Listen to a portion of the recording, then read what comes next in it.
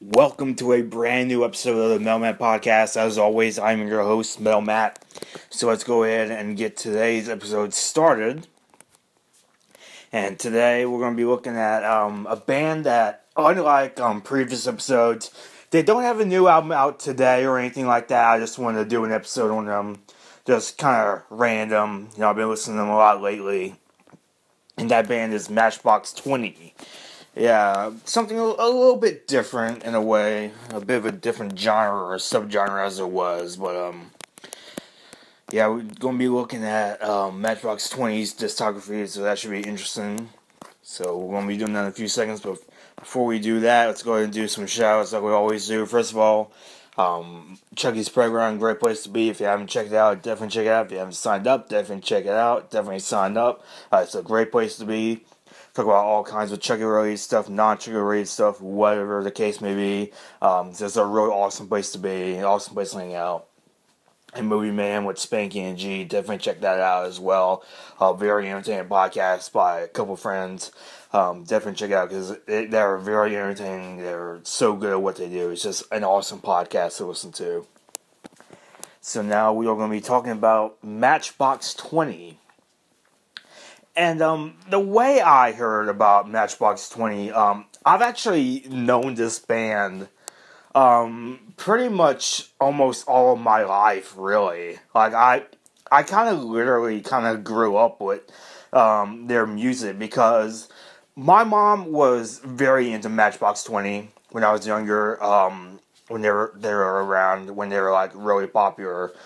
She was really big into them, and the first two albums of theirs, they were played around the house a lot when I was younger. Like, Yourself or Someone Like You album, the Mad Season album, and Sting's Brand New Day album. Those were like the top three albums that were played around the house or were played when we were riding in the car, just stuff like that. So I really grew up with those particular three albums. So Matchbox 20's first two albums are really very nostalgic for me, because it reminds me of a particular time and a particular place, So it's very nostalgic for me. But yeah, I've pretty much known about the band all my life, really. So I've pretty much known all about them. So I pretty much have like most of their first two albums memorized, really. So yeah, that's pretty much my Matchbox 20 story, and I've been listening to them ever since I was born, really. Like, I was born in 95, and their first album came out in 96. So I was like about a year old or so when it came out. So I was listening to that, ever since then, I guess, ever since the late 90s. But, yeah, let's go ahead and take a look at the discography first. So let's go ahead and look at their very first album, Yourself or Someone Like You. And this came out in 1996. And, I think this was the album that I really listened to a lot when I was younger. Like I said, first albums got played a lot. But I think this one got a bit more played a bit more around the house and stuff like that.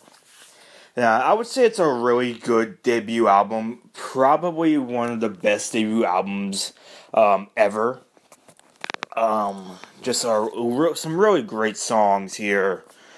But however, I will say this, that some of the album is not really that great or that memorable. Like, I think it sort of does kind of taper off by midway through.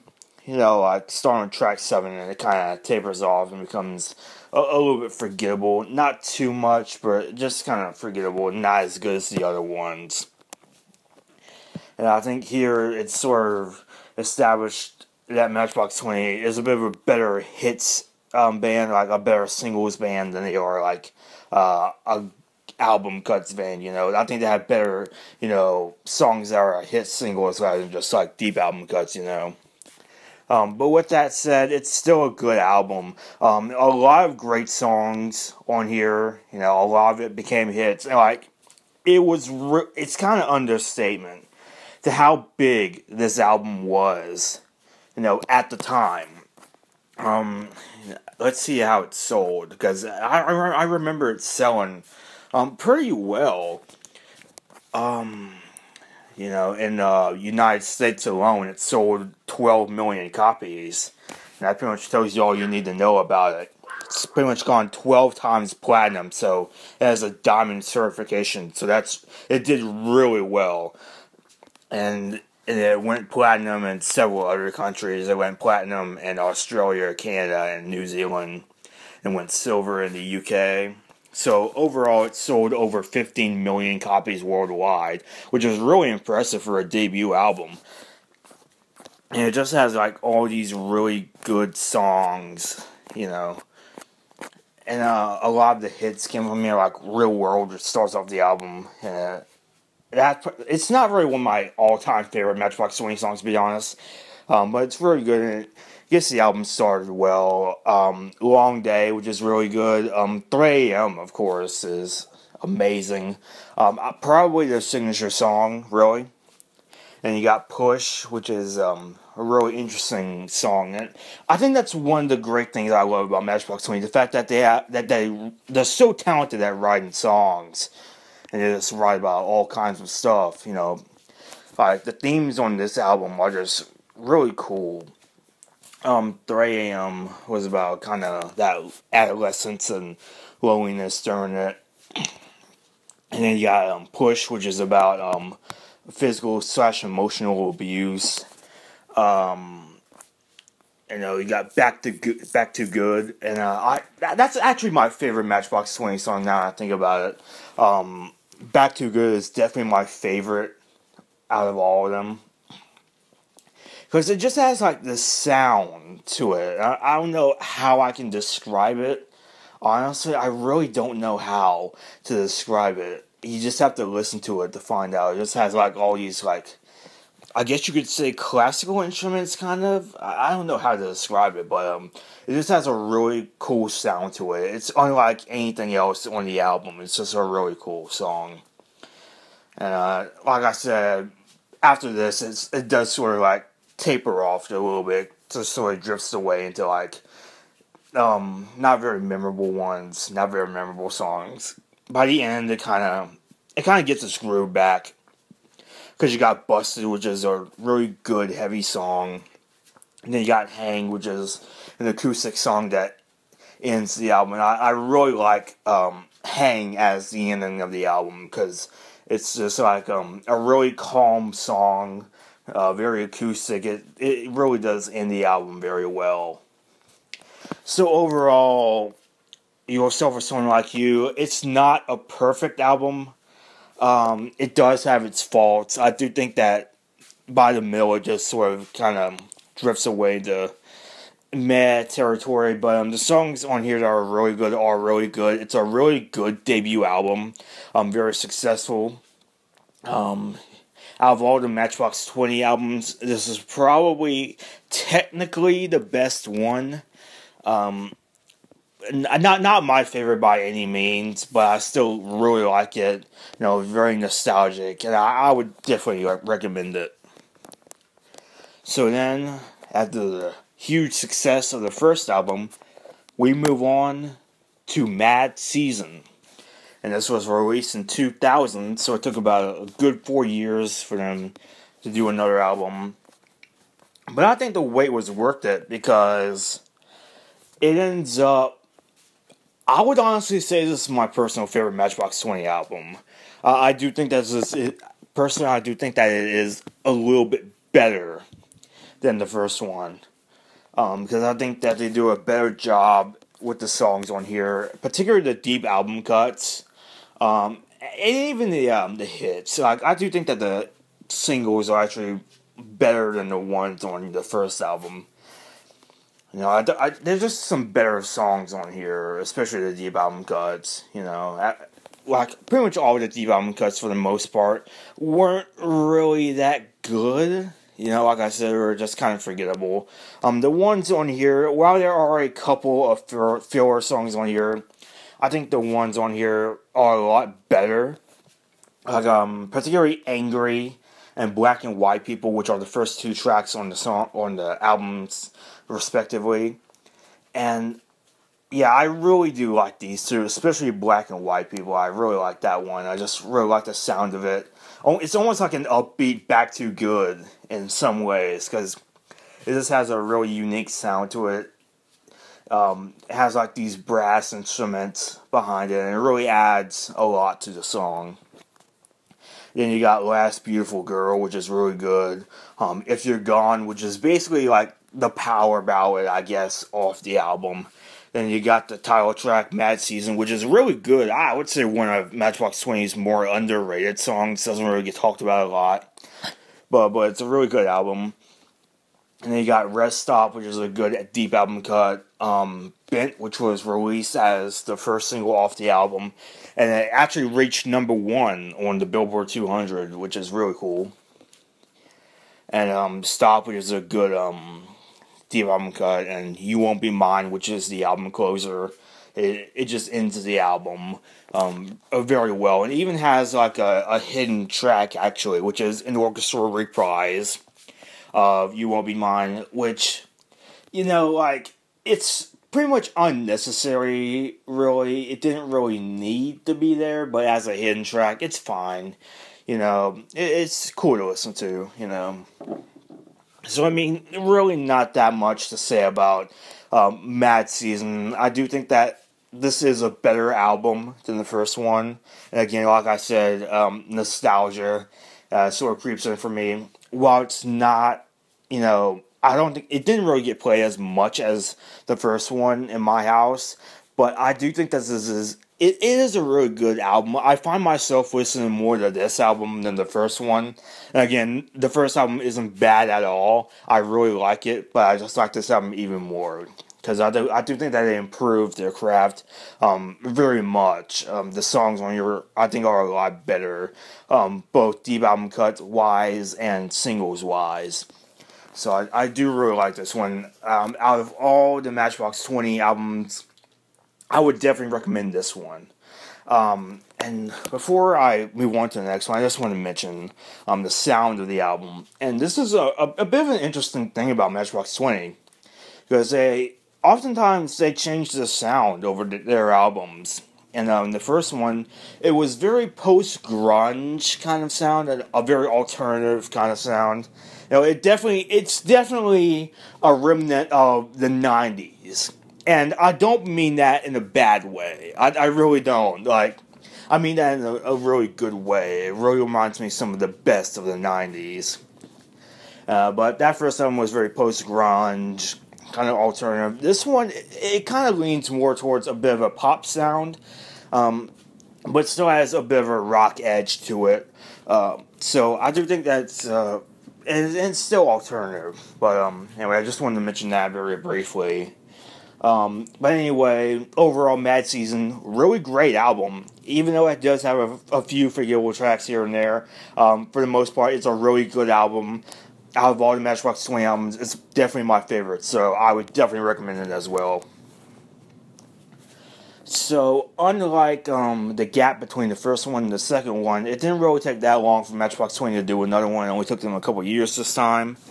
And we ended up getting the third album, More Than You Think You Are. And this was released in 2002. And, this is an album, when it first came out, it didn't do quite as well as the first two, and, but I do think this is a really underrated album, actually. I don't really remember people talking about it as much as people did about the first two, but I do think that this is really good. And, I remember hearing Unwell off this album on the radio a lot. I was hearing that everywhere on here, and I was hearing, stuff off the first two albums as well, but I think this one in particular, Unwell, I was really hearing a lot. And I believe that this album, really good, not quite as good as the first two, but again, underrated. Not a lot of people really talk about this album the way that they talk about the first two. but I do really like this one. And it has a really rock sound to it. Like I was saying, Matchbox 20 was sort of changing the sound.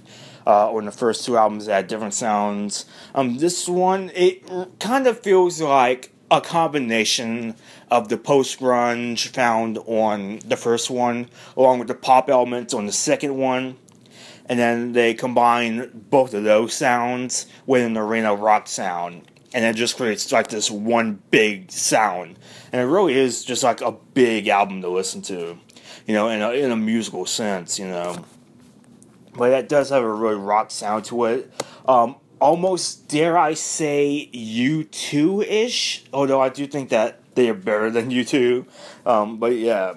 The first one, the first track, Feel, this starts off really heavy, and I wasn't expecting it to begin that way, but it just starts with a really heavy riff, and it's really good.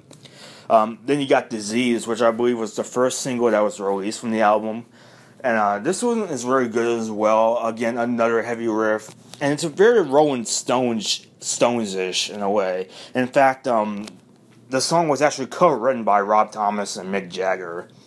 And it was originally going to be given to Mick Jagger, but Mick Jagger declined and said that it would sound better coming from Matchbox 20. And I could see this as a Mick Jagger song, honestly. I could even see it as a Rolling Stone song. And I think that if Mick Jagger accepted the song, it would have gone on his Goddess in the Doorway album in 2001. But as it is, it's a really good song. I really like this song. Definitely one of their more underrated ones. Then you got Bright Lights, which is just this really grand song, it just kind of builds up and builds up to this grand sound, kind of like a ballad, but you also got some hard rock elements to it. That's a really good one. Then you got Unwell, which like I said was on the radio constantly, like in late 2002. 2003, you could not turn on the radio without listening to that song because it was just everywhere, and it is a really good one as well.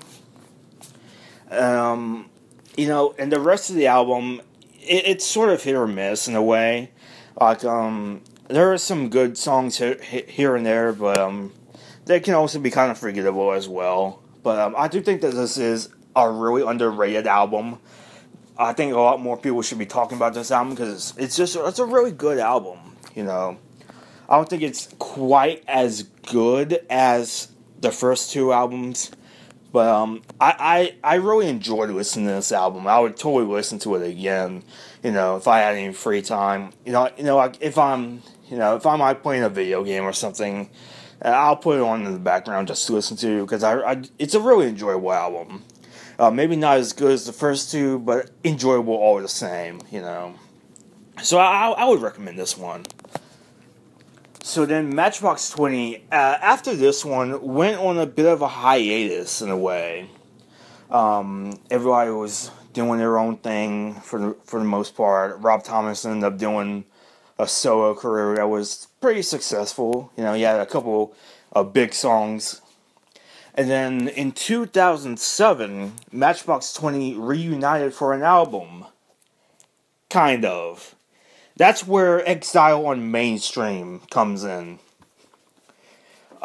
This was kind of a studio album, but not really. This goes the Michael Jackson route, the history route. Where one disc is greatest hit songs and the other is brand new songs. That's what Michael Jackson did on his history album. And it's basically the same thing that they do on here. One disc has new songs and the other has their greatest hits. So, this is really, kind of a greatest hits album. In some ways, I would consider it kind of like an EP in a way. So we're just going to be looking at disc 1, which is the new songs, because we don't need to look at the greatest hits anymore, because we already talked about all of them. This one, it's honestly hit or miss for me, honestly. It's definitely a step below, what they were doing. Like, How Far We Come is like, it was like the hit single off the album. I believe it was the first single that was released off the other one. And I remember that. I remember hearing that on the radio a lot at the time. And it's a good song, I guess. Not quite as good. It doesn't really have as much replay value to me as Matchbox 20's other hit songs, but I like it. And These Hard Times are really good as well. Is really good as well. I like that song. Other than those two, the rest are pretty meh for me. Not really that good. They're just really forgettable. So, I don't know. Like, I can't really judge it as, like, a studio album because there's really not that many songs on here. But, yeah, this is probably one of Matchbox 20's weaker efforts in terms of the new songs. I didn't really like it that much, but I don't know. I don't know. Just, I didn't really care for it that much. There's a couple songs here and there. It has its moments, but for the most part, it's not really that good. And that was released in 2007, if I didn't mention it already. I think I did mention it, though, but whatever. Anyway, Exile on Mainstream, it's an okay album, more or less. So then, we ended up getting a brand new Matchbox 20 album, a bit of a more proper Matchbox 20 album in 2012, and it is called North. And this was released in 2012. And, you know, I will say this right now. This might be my least favorite Matchbox 20 album. I don't know. Like, I guess it's not horrible or anything, but it really just was not for me. Because on this album, like the other ones, you know, they do change the sound just a little bit. Well, I think they change it for a bit for the worst than for the better, really. Because this one, it's very pop. It's very popish. It's very commercial. You know, like bits and pieces of like Mad Season and You're More Than You Think You're On. Even the first album, You're So For Someone Like You, had some pop elements. So they've really always had pop elements to it. But this is the one where the pop element of it really kind of goes a bit overboard to the point where they're basically a pop band now. They're basically trying to be like, you know, Maroon 5 or One Republic or something like that. You know, I mean, just very pop band. I just could not get into this album, honestly. I just could not get into this album. You know, but with that said, like, they do have some good songs on here. They do. Like, the first song that was released as the single, the first single was She's So Mean, which is the second track on the album. That one's really good. I really like that one. It's a really catchy song. It's good. But honestly, I do kind of think that's really the only song I like from this album. There's really not that much to it. I don't know, it's just really forgettable. It's a really forgettable album to me. That's why I can't really, like, hate it that much. I guess if it was, like, more of a memorable kind of bad, I would kind of hate it a bit more, but I don't.